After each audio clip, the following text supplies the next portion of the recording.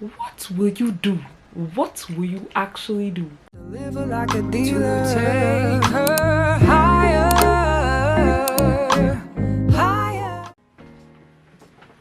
So I was just gonna sit here and yap about the 5 things that I know will help you transform your faith and your life in 2025. But then I knew I'd be doing you a disservice if I just sat here and did my skincare and yapped without actually explaining how important our walk is, even when it's hard, even when things are going wrong.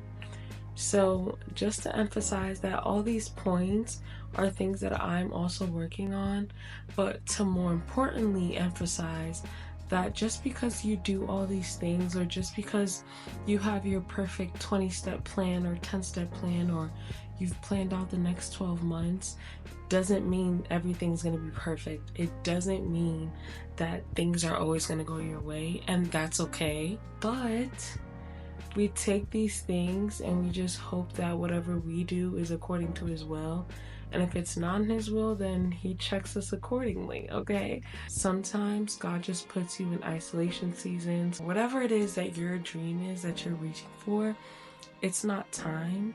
And we just have to learn how to trust God's perfect time and walk in His will. So with that being said, let's get right into the 5 things that I am implementing in 2025 to help my faith and my life. So tip number 1 is sleeping and waking up early.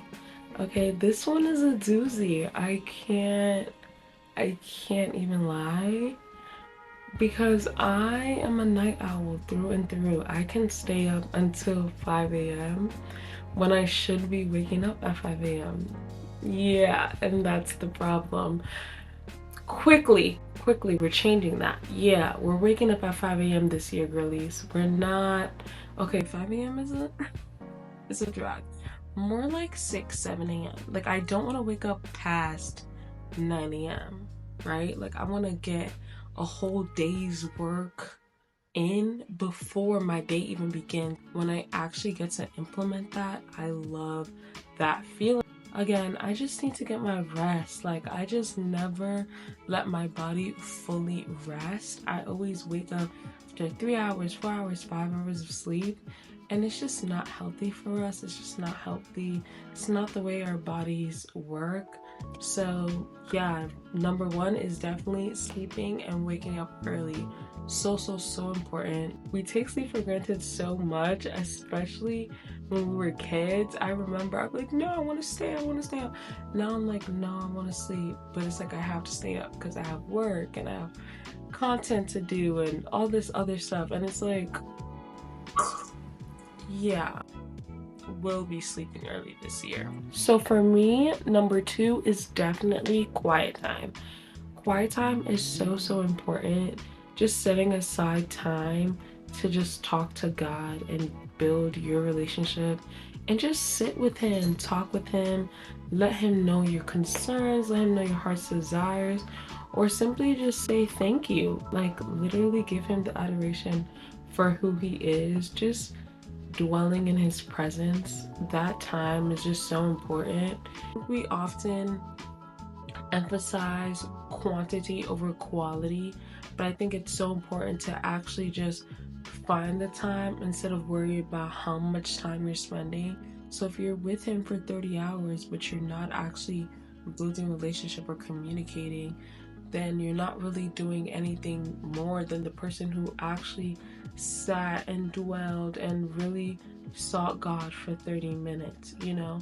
So I definitely think devotional and quiet time, but focus on the quality of that time. Actually focus on dwelling in His presence and just being with Him and talking to your Father. Number 3 is one that I used to do every day, and that's journaling. I bought a daily gratitude journal and prayer journal, and I'm so excited. I've been using it so far and I really like it, but okay, cool. Getting me into the habit of just showing my gratitude to God and putting it to paper and writing everything down. Like, I really used to write every single thing that happened to me down throughout the day. I just wanted to talk to God about my day. Just write it down. Journal everything. If you can't say it in words, sometimes it's hard to like articulate it. Write it down. Get a prayer journal, get a notebook, anything. Just write it down, write it down, write it down. You can look back on it and you're like, oh my God, I remember when this happened. And it's just a nice thing, because sometimes, you know, our memories fail and we forget little details. So yeah. Number 4 is fellowship and community. I cannot stress enough how important your community is. If you have a bad community, babe, what will you do? What will you actually do? Like, no, like, in all seriousness, if you have a bad community, what are you doing? Like, what are you doing? Like, when you go through rough seasons, like, how do you get through? How, babe? I want to know. Like, you have to be one of God's strongest soldiers, because me personally, I couldn't do without my village. I just could not. Like, I'm so grateful to God that He has blessed me with such a sisterhood and community at church. We all just listen to each other and give each other advice and just remind each other what God says. Because sometimes you know what He says, but like, you get overwhelmed, you get anxious, and you just quickly forget what God has said over your life. And then moreover, you forget everything else He's done for you. Like, you just get so caught up in that one issue, you forget what God has done for you and is continuously doing for you. But your community keeps you in check, keeps you in line, okay? They see you slipping, they're like, girl, where you at? Okay, like, if I am not at church for 1 week, they're like, are you good? Where you at? Did you get sick? Are you okay? And I'm like, dang, I can't miss a week. But it's like, I love that, because it means that you care about my presence in the presence of the Lord. Like, you care if your sister in Christ is doing well and why they couldn't come today. And you need that. You need your community. You need a solid community of brothers and sisters in Christ. It doesn't have to be, you know, like 10 people. It could literally be one person, like, that's holding you accountable. 2 people. Like, you don't have to have, you know, a crazy amount of people, but the quality of the people, okay? Your community is so important. Last but certainly not least is, I just want to be kinder. I just want to be more kind to people, because I mean, God gives me His kindness and mercies, and I know I don't deserve it. So how more me, just a human being? Why can't I make somebody's day? Just tell somebody, I love your hair, I love your outfit, you look so beautiful, you look so blessed.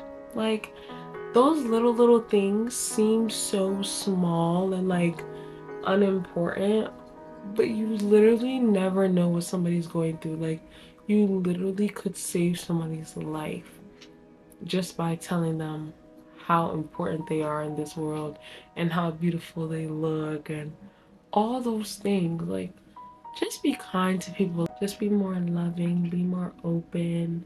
Like, I just want people to feel like, you know, they're beautifully and fearfully made as they are, because they're God's creation, born in His image, and they should embrace that, and they should know that.